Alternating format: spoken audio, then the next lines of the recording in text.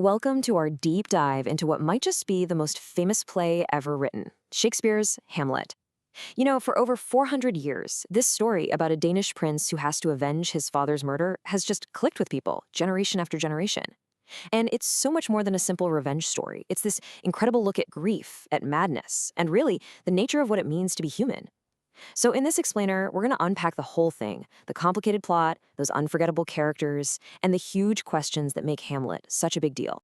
So let's start with one of the most famous lines from the entire play. And what's really interesting is this isn't said by a king or a prince. It's spoken by Marcellus, just a regular guard on the castle walls. And that's key. It tells you the corruption in Denmark is so bad that even the guys on the night watch can feel it.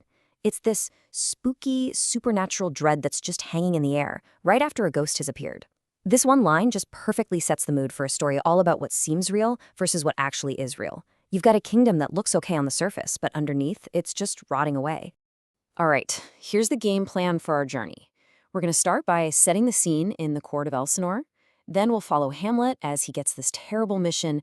After that, we'll break down his methods, dig into the play's biggest ideas, and then follow the plot right through its major turning point to the tragic, bloody end. Okay, let's jump right into the world of Elsinore. To really get what Hamlet's going through, you have to understand the vibe of the Danish court.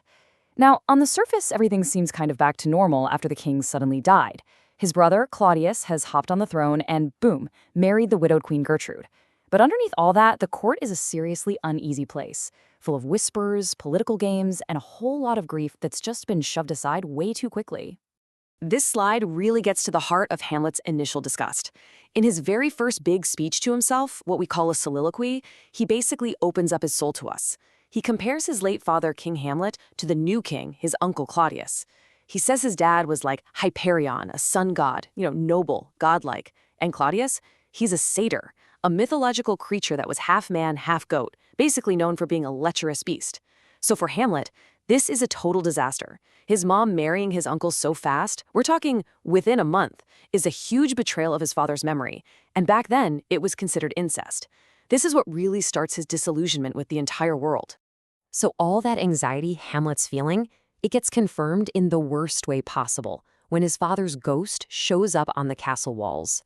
The ghost tells him that the official story of his death, that he was bitten by a snake in the garden, is a complete lie. And think about that symbolism. The Garden of Eden, right? Paradise. And the serpent? Classic symbol for evil. Well, the ghost says the real serpent was his own brother, Claudius, who snuck up on him while he was sleeping and poured poison right into his ear. That detail is so brilliant because it's like a metaphor for how lies and corruption have poisoned the entire kingdom, starting from the very top. This secret murder is the prime that has thrown the whole world of the play completely off kilter. And that revelation, well, it changes everything. Hamlet, who was just a grieving student, is now saddled with this new, terrible purpose for his life. This is it, the ghost's direct command. This is what drives the rest of the play. But here's the catch. It comes with a really complicated warning. The ghost tells Hamlet to go after Claudius, but to leave his mother Gertrude alone. He says to leave her to heaven and her own conscience. I mean, think about that. That's a massive psychological burden. He's supposed to kill one parent while sparing the other one, who he thinks was totally on it. How do you attack the king without hurting the queen who shares his bed? This moral mess is a huge reason why he hesitates for so long. So, facing this impossible task, Hamlet comes up with a brilliant but incredibly risky strategy. He can't just walk up to Claudius and accuse him of murder, right? His only witness is a ghost. He needs proof. So he tells his friend Horatio that he's going to put an antic disposition on. In other words, he's going to pretend to be crazy. This feigned madness becomes his shield and his weapon. It lets him say things no one else would dare to watch how the king reacts, and just generally cause chaos, all while everyone just thinks he's lost his mind. But it's a dangerous game, and as the play goes on, that line between acting mad and actually being mad starts to get really, really blurry. Okay, so Hamlet's plan to act crazy immediately throws the court into a panic, and Claudius, who knows he's guilty, gets super suspicious. This next part is all about how Hamlet tries to figure things out in a world where everyone is watching him, spies are literally hiding behind curtains, and every conversation could be a trap. This table just lays it all out, doesn't it? It shows you how deep the rot of suspicion goes in Elsinore. Deception is just how things get done here. You've got the king's advisor, Polonius, sending a spy to Paris to check up on his own son Laertes. Then Claudius and Gertrude call in Hamlet's old college buddies, Rosencrantz and Guildenstern, and basically order them to spy on their friend. And maybe the cruelest of all, Claudius and Polonius use Polonius's own daughter, Ophelia, as bait. They literally set up a meeting between her and Hamlet and then hide behind a tapestry to listen in. No wonder Hamlet feels like he can't trust anyone. He's right. So he's surrounded by spies. He's carrying this horrible secret, and Hamlet just turns inward. This leads him to probably the most famous speech in the entire English language, the to be or not to be soliloquy. And for him, this isn't just some philosophical exercise. He is seriously asking himself if it's better to put up with all the horrible suffering of his life, the slings and arrows of outrageous fortune, or to just end it all with suicide. It's a moment of just profound despair. And this is the troubling conclusion he comes to. The word conscience here is trippy. It kind of has a double meaning. On the one hand, it's our moral compass, that little voice telling us revenge is wrong. But it also just means consciousness, thinking. Hamlet's theory is that the fear of what comes after death, that undiscovered country, makes us pause. But even more than that, just the act of overthinking, of weighing every single option, it just paralyzes us. Our natural instinct to act gets sick, covered over by the pale cast of thought, and we just freeze. So after all that deep, dark thinking, he lands on a brilliant and, well, very theatrical plan. Instead of taking action with a sword, he's going to take action with art. He gets a group of traveling actors to perform a play, but he's going to add a scene that he's written himself, a scene that perfectly reenacts his father's murder.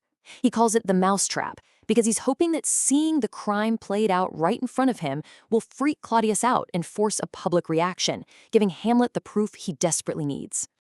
So before we find out if Hamlet's mousetrap actually works, let's just hit pause on the story for a minute. The plot is amazing, yeah.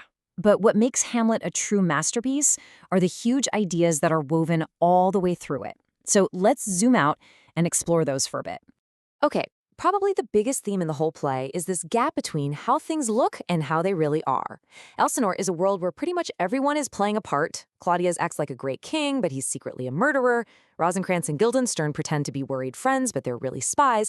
And of course, Hamlet himself is pretending to be mad. This creates a world where you just can't be sure of anything. If everyone's acting, how does Hamlet know what's real? How does he even know the ghost is his father and not some demon trying to trick him? This is exactly why he needs to catch the conscience of the king. He's trying to force reality to burst through all the performance. Now, Shakespeare does this brilliant thing where he gives us a character who is the polar opposite of Hamlet, and that's Laertes. In literature, we call that a foil. See, they're both young men who have to avenge a murdered father, but they could not be more different in how they go about it. Hamlet is thoughtful. He overthinks. He's slowed down by all these moral questions. Laertes? He is all action. He's passionate. He's impulsive. The second he hears his dad is dead, he storms the castle with a mob and demands revenge. He literally says he dares damnation and would cut Hamlet's throat in a church. By showing us these two side by side, Shakespeare makes us question what revenge is all about. Is Hamlet's hesitation a weakness, or is Laertes' blind rage actually more dangerous? And finally, from the very first scene to the very last, the play is just soaked in the idea of death. Hamlet is obsessed with it. It starts with the ghost, this supernatural mystery from the afterlife. Then it becomes this huge philosophical question when he considers suicide. But it all comes to a head in the famous graveyard scene. Here, death isn't a ghost or an idea anymore. It's a physical thing. He holds the skull of Yorick, a jester he knew as a kid, and it hits him. Death is the great equalizer. Everybody, politicians, conquerors like Alexander the Great, beautiful ladies, they all end up as dust. And it seems like this realization actually brings him a weird sense of peace right before the final bloody act. All right, let's get back to the story. Hamlet's play, The Mousetrap, works like a charm. Claudius totally freaks out. His guilt is exposed for Hamlet to see. But in the chaos right after, Hamlet makes a huge, fatal mistake. One single, impulsive move that makes the final tragedy absolutely unavoidable. So right after the play, Hamlet goes to confront his mother, Gertrude. He hears someone hiding behind a big tapestry on the wall, and in this rash moment, the kind of quick action he hasn't been able to take against the king, he just stabs his sword right through it, yelling, "A rat." He's hoping it's Claudius, but it's not. It's poor old Polonius. This is the turning point. This one accident unleashes absolute chaos. First, it gives Polonius' son, Laertes, a totally valid reason to want bloody revenge on Hamlet. Second, the shock of her father being killed by the man she loves sends Ophelia into a real madness, which leads to her drowning. And third, it gives Claudius the perfect public excuse to get Hamlet out of the country, sending him to England with secret orders to have him killed. One impulsive act just seals everybody's fate.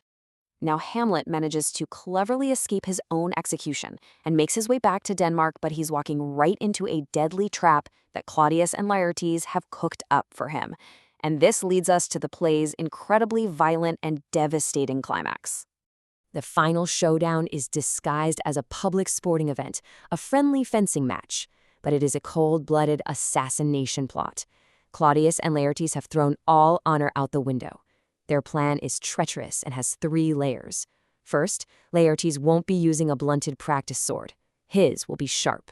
Second, to make sure even a little scratch is lethal, he's dipped the tip in a deadly poison. And third, just in case that doesn't work, Claudius has a poisoned goblet of wine ready to offer Hamlet when he gets thirsty. It's a cowardly plan designed to make sure there's no way Hamlet walks out of there alive. And of course, the whole plan just unravels in the most tragic way imaginable. It happens so fast, Queen Gertrude, who has no idea about the poison, toasts Hamlet and drinks from the poisoned cup. She dies. Then, in a scuffle, the swords get switched, and both Laertes and Hamlet get cut by the poisoned blade. As he's dying, Laertes confesses the whole plot and blames the king. So Hamlet, in his final moments, finally gets his revenge. He stabs Claudius with the poisoned sword and makes him drink the rest of the poisoned wine. And with those last haunting words, the rest is silence, Hamlet, the man who was all about words, questions, and big speeches, finally falls silent. He got his revenge. The poison that Claudius brought into the kingdom has finally been purged, but not before it destroyed absolutely everything, including Hamlet. His very last act isn't one of violence, though. It's about his story. He begs his friend Horatio to stay alive and tell everyone what really happened, so the truth can finally come out. With the entire royal family dead, there's just a stage littered with bodies and a huge power vacuum. And that leaves us with the huge question that people have been debating for centuries. Was Hamlet a noble hero, just crushed by a task too big for any person and paralyzed by his own brilliant mind? Or was his hesitation a fatal flaw that let revenge poison and destroy not just his enemy, but everyone he loved? The play doesn't give us an easy answer. It leaves it up to us to decide. The rest is silence.